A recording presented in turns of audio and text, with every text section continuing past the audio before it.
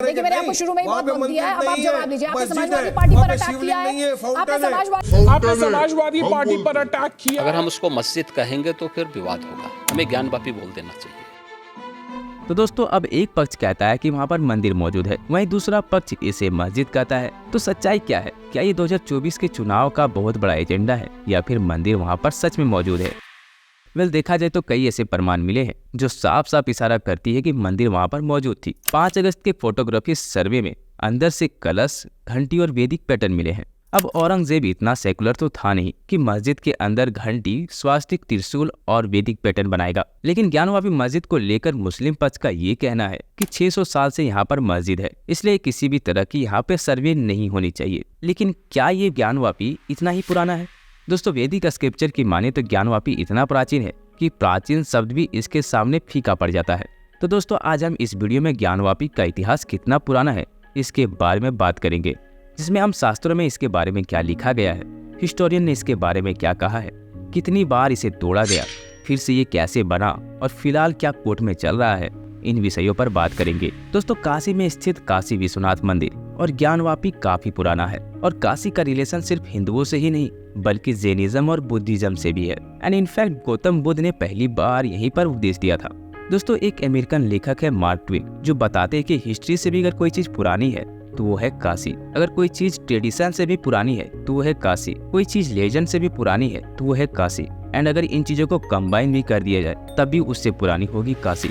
And interesting बात यह है कि काशी से भी पुरानी है ज्ञानवापी, जिसका हमें वैदिक स्क्रिप्चर में मेंशन मिलता है, जैसे शिव पुराण, लिंग पुराण और स्कंद पुराण में। एंड ज्ञानवापी से रिलेटेड एक काफी फेमस इंसिडेंट भी है। कहा जाता है कि ज्ञानवापी इतना पुराना है कि काशी में एक भी रिवर नहीं थी। And this time lord Ishan Kashi visit करने आए थे, तब उन्होंने बहुत बड़ी शिवलिंग को देखा जिसका जल अभिषेक गंधर्व और देवता कर रहे थे। एंड लॉर्ड ईशान ने भी इस शिवलिंग का अभिषेक करना चाहा, पर उस समय वहाँ पर ना कोई कुआं था और ना ही नदी थी। सो उसने अपने बाण से एक कुएं का निर्माण किया और उस जल से इस शिवलिंग का अभिषेक किया। एंड उस समय से इस कुएं का नाम ज्ञानवापी है। इतना पुराना है हमारा ज्ञानवापी। अब ये रही वैदिक स्क्रिप्चर की बात, तो चलिए देखते हैं हिस्ट्री में इसके बारे में क्या लिखा है। दोस्तों जितना पुराना और रिच हमारा कल्चर है, और इस कल्चर को खत्म करने का कई बार प्रयास भी किया गया और यहाँ के मंदिर भी तोड़े गए, जिसमें पहली बार इतिहास के पन्नों में मोहम्मद गोरी का नाम आता है। मोहम्मद गोरी ने भारत को कई बार लूटा और कई हजारों मंदिरों को तोड़ा।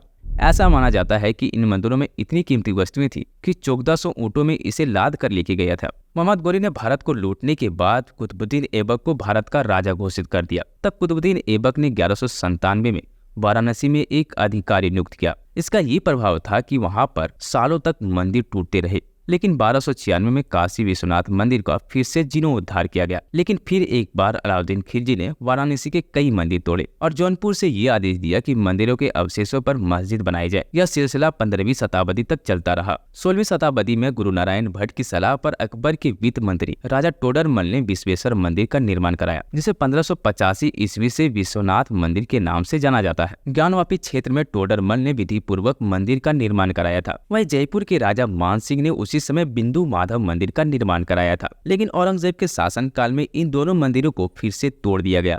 कहा जाता है कि जब औरंगजेब ने मंदिर पर हमला किया तो भगवान विश्वनाथ के पुजारियों ने शिवलिंग को बचाने के लिए शिवलिंग को लेकर ज्ञानवापी में कूद गए। भक्तों के अनुसार मूल ज्योतिर्लिंग आज भी इस कुएं में मौजूद है। दोस्तों इस फोटो को देखिए, इसमें नंदी का चेहरा मंदिर की ओर न होकर ज्ञानवापी की ओर है।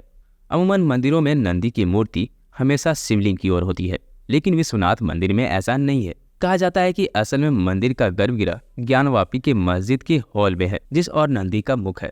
अब दोस्तों चलते हैं मंदिर को लेकर कोर्ट में चल रहे विवाद के बारे में। दोस्तों 5 महिलाओं द्वारा कोर्ट में याचिका दायर की जाती है, जिसमें ये मांग की जाती है कि हमें ज्ञानवापी परिसर में मौजूद श्रृंगार गौरी की पूजा करने का आदेश दिया जाए।